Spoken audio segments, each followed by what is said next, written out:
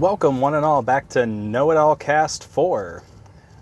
Today I want to talk about why $60 both is and isn't a good price for a game. Now, if that makes you all mad and gets you all up in arms and you're sharpening your pitchfork, hold up, listen to what I have to say, and maybe we can come to sort of an understanding, because I keep hearing this rhetoric that $60 is the best price for a video game. It should stay there at all times.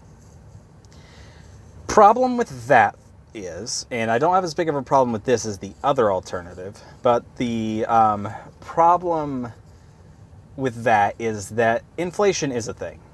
We can't deny it, and we can't pretend like it doesn't exist.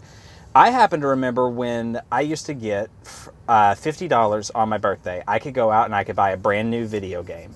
That used to be what it cost. My mom would cover the tax. It used to be $50 for a video game. Yes, previous to that, you had games that were all over the place. Just open up a gaming magazine and you'll see everything from $39 all the way up to $120 on some cases, and even more commonly like $75, $80. So there was a sliding scale back then, but didn't seem to work as well. And this $50 price was around, let's see, the N64. I remember buying a lot of games for $50 then. And I think I remember buying just as many GameCube games for that price. And I know a lot of Wii games just came out at that price, which was great.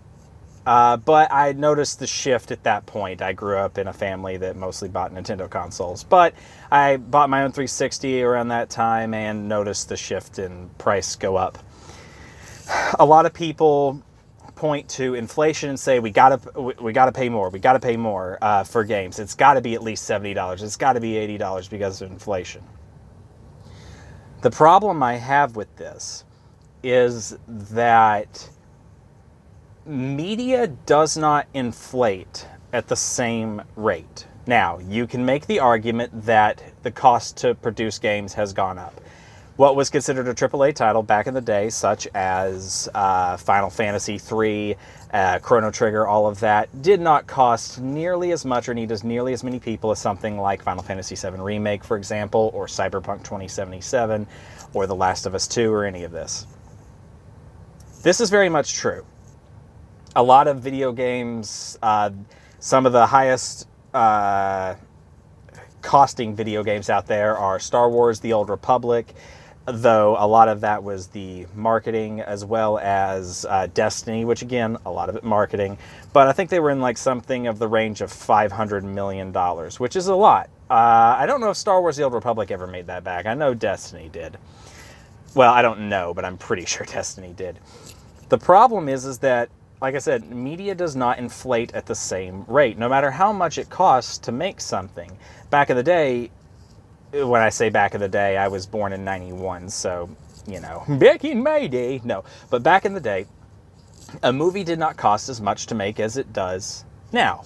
And I'm not going to compare it to something like Avengers Infinity War, because that would be comparing apples and oranges, because they're super expensive to make in the first place. But a movie that costs $10 million back in the 90s would cost, if you spent $10 million, you might not get the same quality of movie out of it. It all depends, because technology grows along with it. Because media is an inherently technological format, something that cost $10 million back in the day isn't going to necessarily scale with inflation, because though in the interstitiary period between then and now, there might have been a time that they could have raised the price of games. That ship has sailed.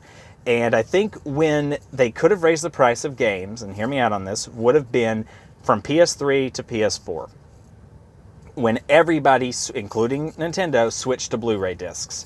And the reason I think that is because that would have been the period where you could have made the argument the materials cost more. Now, I've actually looked into how much it costs for PlayStation to produce a PlayStation game. I've looked into how much it costs for to produce steelbooks. A long story as to why that is. But what it comes down to is it's not as much as you think. It costs a bit of money, but it's not as much as you think. So the material argument kind of falls apart. But what I'm getting at is that the switch from DVDs to Blu-rays could have had an argument that most normies, don't like using that term, but normies, would have been like, okay, well, we'll just pay $65, $70 for games and that'll be that. But that ship has sailed. It's long gone. And the reason I say that is because Blu-rays have gotten cheaper at this point. They're not the expensive format that they used to be. An average Blu-ray movie that comes out will cost you about $20 opening week. A DVD will cost you $15, as opposed to what it used to cost you, which was $20. So the Blu-rays on opening week have now come down to the point where DVDs used to be. I remember buying DVDs back in the day again. I think it was of Attack of the Clones when that came out. I think my family went and bought it, and I remember it being $20. I remember buying DVDs at that set price of $20.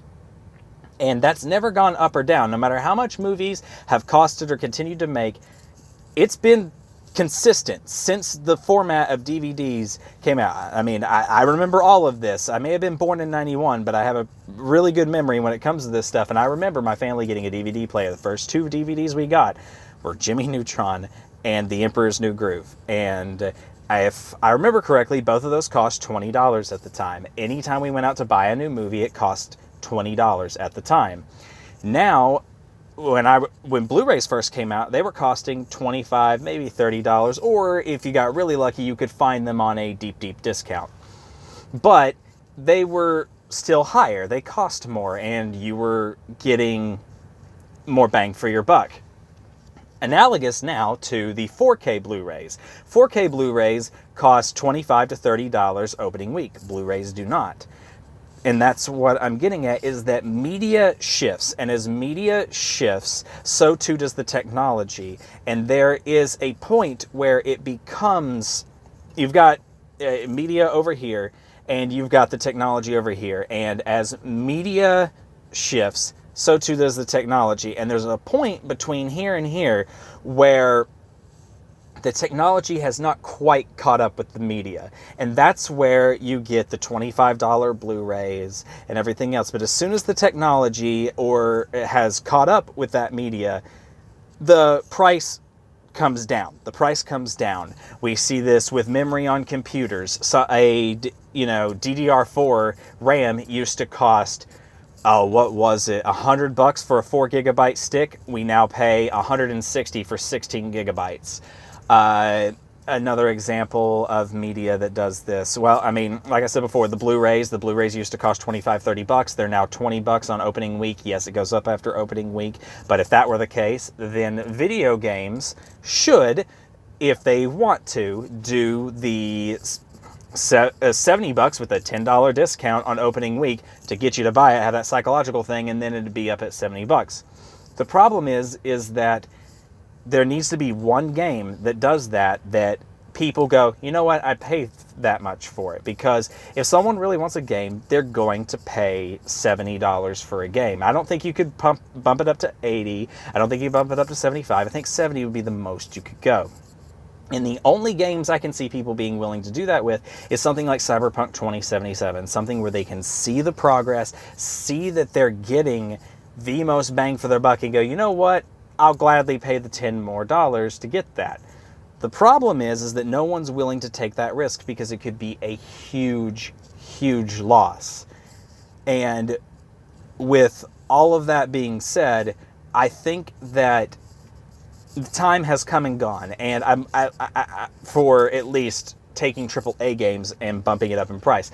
And the reason being is because we've passed that point where technology hadn't quite caught up with the media. Reason being is we've got all these people want to say, oh, it costs so much more now. Yes, but we have technology that's catching up with the media, so it does not cost as much, like, to do the amazing hair strand technology or the underwater physics or all of that. We have engines and middleware and everything that is caught up with the media, and as such, it is becoming cheaper to make the games. Yes, it's more expensive than what it used to be, but at the same time, it's more expensive in the way that if you put more money into a movie and you don't have crappy effects, you're going to have more people come and see your movie. You don't have a crappy game, you're going to have more people play your game. You have to know your limits as a developer.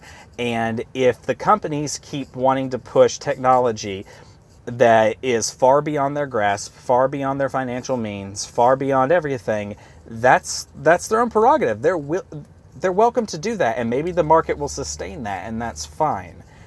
But we've got to stop calling for games to go up in price or go down or stay at this price. We need the market is sort of showing what it can handle. Games like CTR is coming out, or the CTR is coming out at $40. Medieval came out at, or is coming out at $30. The Super Monkey Ball Banana Blitz HD is coming out at $30. Game companies are realizing that not everything is a $60 game. The question is are we as consumers willing to pay more for a game that's not Watch Dogs Legion, that's not, I can't think of other ones right now, The Division 2. What are we willing to pay more for? Something that's got more single-player content, more multiplayer content that's coming out in the future. I don't think games as a service is where we're willing to pay more. And because, as Anthem has shown, they've abandoned their roadmap. So it's not really a good idea to sink your money into something where you're not sure you're going to get a return on that investment. So I foresee in the future we might be paying more for something like Cyberpunk 2077, what I would consider a quadruple A experience. That I'm fine with. I am more than fine with paying that money for a quadruple A experience. What I'm not willing to pay more for, I'm not willing to pay $70, $75, $80, whatever, for a Watch Dogs Legion, because it's, even though it has impressive technology, we've had technology that can do, like, yes, it's not been as in-depth, but mark my words, when that game comes out, that whole system of, hey, you can be this person and that person and this person, they'll all have a backstory. Yeah, Zombie U did something similar years prior. It's not going to be as impressive as people think. So that's my thoughts on it. If you have thoughts, leave them in the comments below. Like or dislike the video. I don't care which way. And that's my thoughts on it. I would love to do a follow-up to this at some point, maybe a more structured video. But for right now, I just wanted to get my thoughts out there in the ether, onto the interwebs and all of that. So, yeah. Still don't know how to end these, so we're going to keep going with the cringe. Peace out.